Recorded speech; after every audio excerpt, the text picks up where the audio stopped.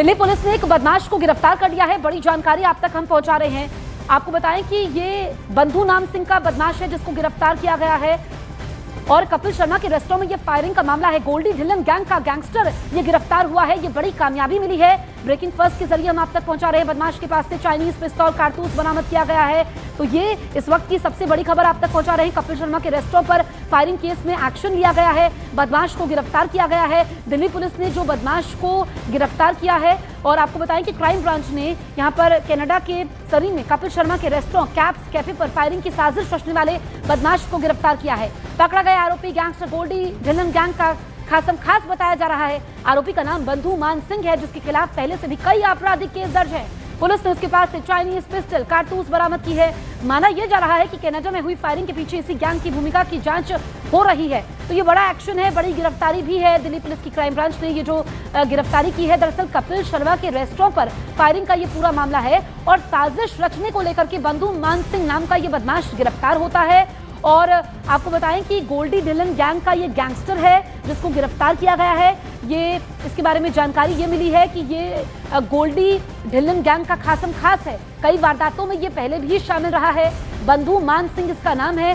कई आपराधिक केस इसके ऊपर दर्ज हैं और जब इसको गिरफ्तार किया गया तो पुलिस ने उसके पास से चाइनीज पिस्टल कारतूस बरामद किए हैं। कनाडा में जो फायरिंग हुई है इसके पीछे इसी गैंग की भूमिका की जांच हो रही है। दीपक बिष्ट हमारे सहयोगी फोन लाइन पर मौजूद हैं ज्यादा जानकारी के साथ। दीपक, जो ये गैंगस्टर पकड़ा गया है, बदमाश गिरफ्तार हुआ है, कई आपराधिक मामले इसके ऊपर दर्ज है, और क्या डिटेल्स हैं इसको लेकर?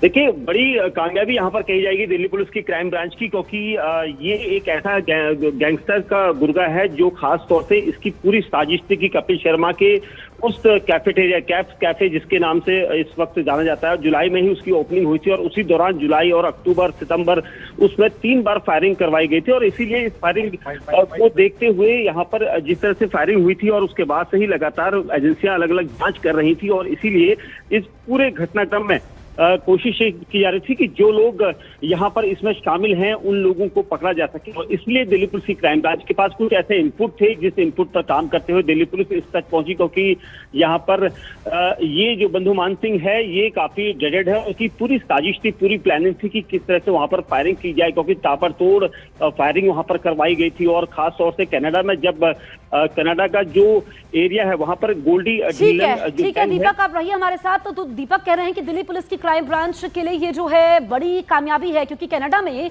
कपिल शर्मा के रेस्टोरेंट पर फायरिंग के मामले में एक बदमाश को गिरफ्तार किया गया है। गैंगस्टर गोल्डी ढिल्लन गैंग का ये खास है। दीपक हमारे साथ लाइव जुड़ चुके हैं। दीपक, काफी अहम जानकारी आप बता रहे थे और अब इसकी गिरफ्तारी के साथ ही पड़ते खुलती जाएंगी और लोगों तक भी पहुंचा जाएगा।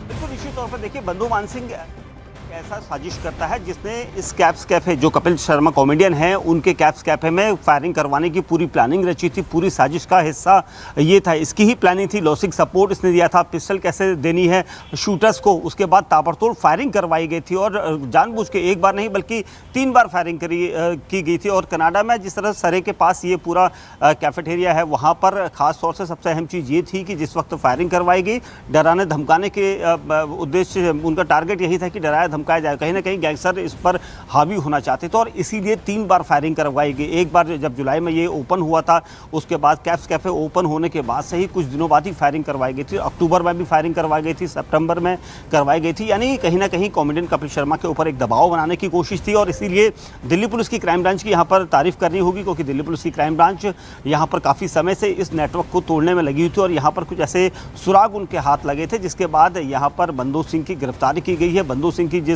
प्रकार की तस्वीरें वो सोशल मीडिया पर वायरल थी, कहीं ना कहीं गन लेके, ऑटोमेटिक पिस्टल्स लेके ये अपनी फोटो खिंचवाने का शौकीन था। उसके साथ ही इसने पूरी एक चेन बनाई थी कि किस तरह से फायरिंग करवानी है कैप्स कैफे में, उसके बाद कैसे वहाँ पर जो शूटर्स वहाँ तक पहुँचेंगे, उन तक कैसे हथियार मुहैया कराए गए, कितना पैसा कराया उनको दिया गया, लॉजिस्टिक सपोर्ट किस तरह से दिया गया, ये सारी जानकारियाँ उसके पास थी। अब यहाँ पर दिल्ली पुलिस की क्राइम ब्रांच इससे पूछताछ करेगी, इससे अहम चीज़ें जानकारियाँ जुटाई जाएंगी, क्योंकि गोल्डी ढिल्लन गैंग का ये सक्रिय सदस्य है। और सबसे अहम चीज़ कि इतने बड़े कॉमेडियन के ऊपर, उसके होटल, उसके रेस्टोरेंट के ऊपर फायरिंग करवाने का उद्देश्य कहीं ना कहीं इसके पीछे एक बड़ी रंगदारी था। हो सकता है कि कुछ और भी चीज़ें होंगी, लेकिन फिलहाल जो क्राइम ब्रांच है वो इस पूरे मामले में आगे की तफ्तीश करेंगी। जी बिल्कुल दीपक, जो आपने बताया कि आगे की तफ्तीश होनी है, लेकिन जो इसका आपराधिक इतिहास रहा है, कब से ये इसमें रहा है, और दूसरी बात ये कि जो जिन मामलों में ये वांछित था उसके बारे में क्या डिटेल्स सामने आ पाई हैं कि पहले से पहले कौन कौन से मामले थे?